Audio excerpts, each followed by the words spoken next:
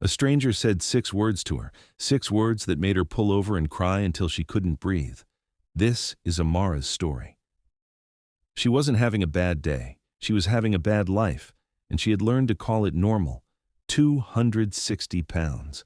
She stepped on the scale twice just to make sure, as if the second number would be kinder than the first.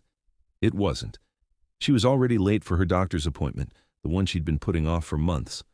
She threw on a worn-out gown and a jean jacket with small visible holes. She didn't look her best. She couldn't remember the last time she had. She grabbed her keys and left. She had no idea what was waiting for her down that road. A few minutes in, she saw him, handsome, frustrated, standing beside his car, white sweatshirt stained with dirt. Amara almost kept driving. She should have kept driving, but something in her said stop, and she listened. That was her first mistake. She pulled over. The moment she stepped out of her car, she felt it, that familiar shame crawling up her skin, the one she carried everywhere she went. She barely had time to open her mouth. He looked at her, really looked at her, and his face twisted. He laughed. Then he asked, loud enough for anyone nearby to hear, if she was the tow truck he'd called. He said he could tell she could tow the car herself, with her size. Amara said nothing. She turned around, got back in her car, and drove away. But before she was out of earshot, he shouted after her, "Lose some weight, then maybe people won't think humans tow vehicles." She drove. She didn't know how far. Then her vision blurred so badly she couldn't see the road. She parked, and she broke. Not a quiet cry, the kind that comes from somewhere deep, the kind that feels physical, like someone reaching inside you and squeezing. Because here's what you need to understand about Amara.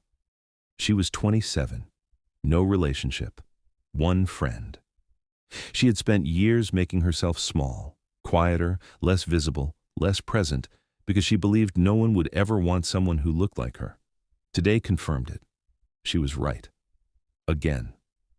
If you've ever stood where Amara stood, not just overweight but invisible, I need you to hear this. The man by the road didn't see Amara. He saw a body, and he used it to make himself feel bigger. That's not a reflection of your worth. That's a reflection of his emptiness. Here's the thing nobody tells you about losing weight for the wrong reason. It doesn't work. Not long term. Because the moment that person validates you, or worse, never does, the motivation dies.